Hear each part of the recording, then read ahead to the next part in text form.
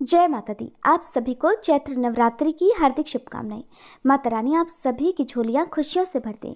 इस वीडियो में आज आप जानने वाले हैं नवरात्रि के पहले दिन कलश स्थापना कब और कैसे करनी चाहिए, किन किन बातों का ध्यान कलश स्थापना करते समय रखना चाहिए, 9 दिन तक 9 देवियों की पूजा आसान और सरल विधि से कैसे की जाती है, और साथ ही आप जानेंगे नवरात्रि के कुछ अनिवार्य नियमों के बारे में।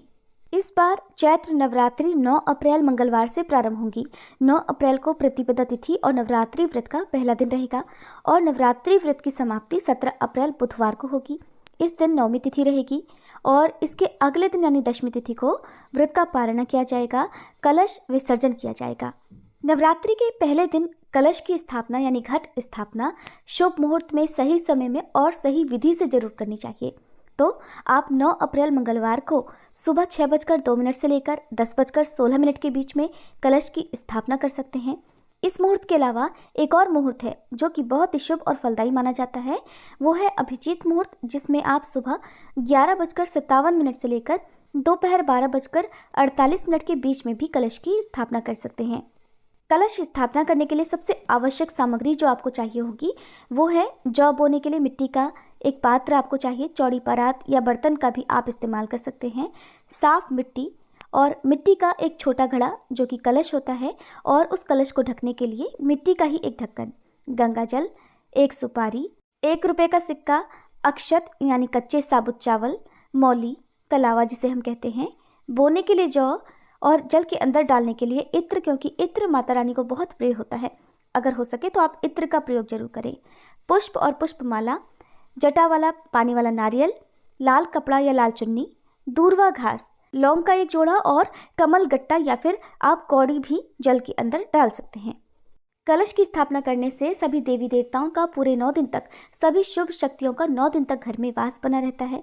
कलश स्थापना किस प्रकार से करनी चाहिए उसके लिए आप सबसे पहले मिट्टी के बड़े पात्र में थोड़ी सी मिट्टी डालें। उस मिट्टी को आप छान लें, उसमें कंकड़ पत्थर ना हो। फिर उसमें आप ज्वारे के बीज डाल दें। अगर आप ज्वारे यानी जौ को एक रात पहले या कुछ समय के लिए पानी में भिगोकर उसके बाद उगाते हैं तो ज्वारे अच्छे से उगते हैं। अब ज्वारे डालने के बाद ऊपर से थोड़ी सी मिट्टी और डाल दें, फिर उसमें बीज डालें। उसके बाद जो भी बची हुई मिट्टी है वो सब मिट्टी के चौड़े पात्र में डाल दें। अब थोड़ा थोड़ा जल छिड़क दें। ध्यान रखें कि जो बीज हैं वो बर्तन में आप इस तरह से लगाएं कि ये उगने पर ऊपर की तरफ उगे, यानी कि आप इन बीजों को खड़ी अवस्था में लगाएं या फिर आप ऊपर से हाथ से छिड़क भी सकते हैं।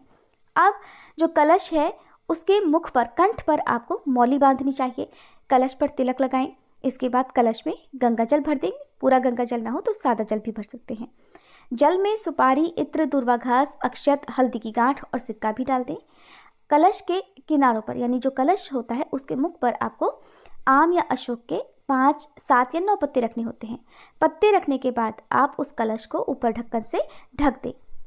ढक्कन के ऊपर आपको अक्षत या जो भी साबुत अनाज है, 7 तरह का अनाज चाहें तो वो भी आप रख सकते हैं। ढक्कन को खाली नहीं रखना चाहिए, इसे पूर्ण पात्र कहते हैं। अब उस ढक्कन पर जिसे आपने पूर्ण पात्र बनाया है उसके ऊपर जटा वाला नारियल आपको स्थापित करना होगा। तो पानी वाला नारियल लें, उसे लाल कपड़े या लाल चुनरी से लपेट लें, साथ में कुछ दक्षिणा रखें। कलश की स्थापना आप चौकी पर भी कर सकते हैं और माता रानी के दाहिनी तरफ आप डायरेक्ट जमीन पर भी स्थापना कर सकते हैं। लेकिन डायरेक्ट जमीन पर कभी भी कलश की स्थापना ना करें। आप नीचे आसन जरूर दें। अक्षत का या पुष्प का आसन आप दे सकते हैं, रंगोली बना सकते हैं। और अब सबसे पहले जो मिट्टी का आपने पात्र जिसमें ज्वारे बोए हैं उसे आप पहले रखें।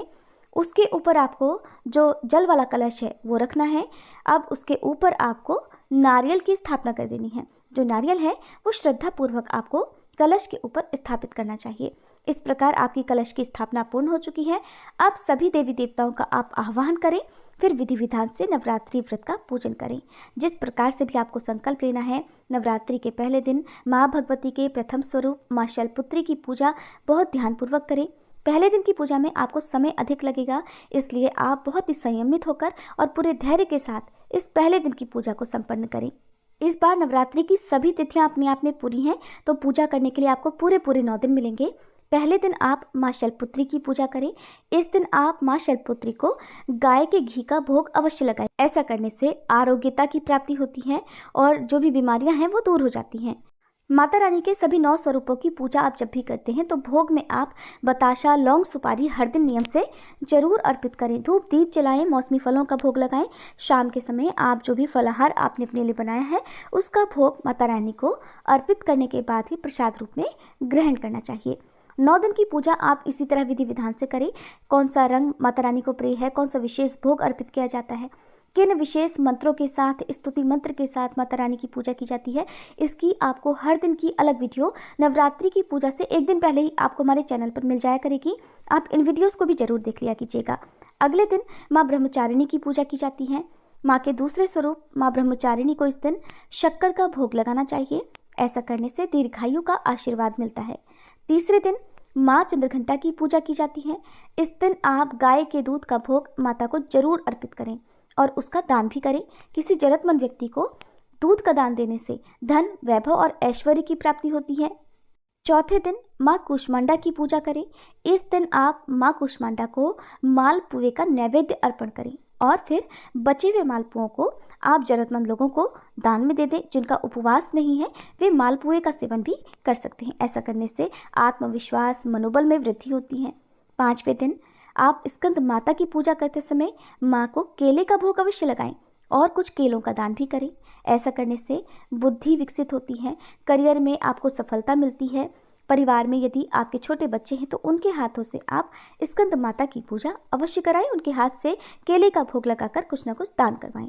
छठे दिन माँ कात्यायनी की पूजा होती है और इस दिन माँ कात्यायनी को शहद का भोग लगाने से सौंदर्य की प्राप्ति होती है। घर से जितनी भी नेगेटिविटी है, जितनी भी नकारात्मकता है वो दूर हो जाती है। सातवें दिन माँ कालरात्रि की पूजा करते समय माँ कालरात्रि को आप गुड़ का भोग अवश्य लगाएं। ऐसा करने से रोग, शोक और शत्रुओं से मुक्ति मिलती है। परिवार के सदस्य भी स्वस्थ रहते हैं, घर में सुख शांति बनी रहती है।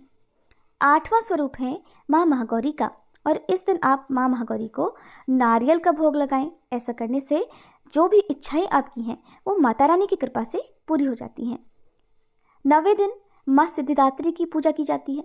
इस दिन आप घर में बने हुए खीर, पूड़ी, हलवे का भोग माँ को लगाएं और आज के दिन छोटी कन्याओं का पूजन करने से मनुष्य के जीवन में सुख शांति आती है।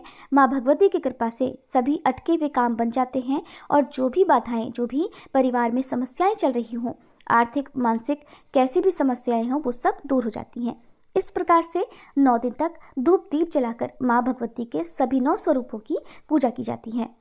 नियम से 9 दिन तक श्री दुर्गा सप्तशती का, श्री दुर्गा चालीसा का पाठ और माँ दुर्गा की आरती करनी चाहिए। आरती कपूर जलाकर यदि की जाए तो घर में शुभ शक्तियों का वास होता है। घर की जितनी भी नेगेटिविटी होती है वो दूर हो जाती है।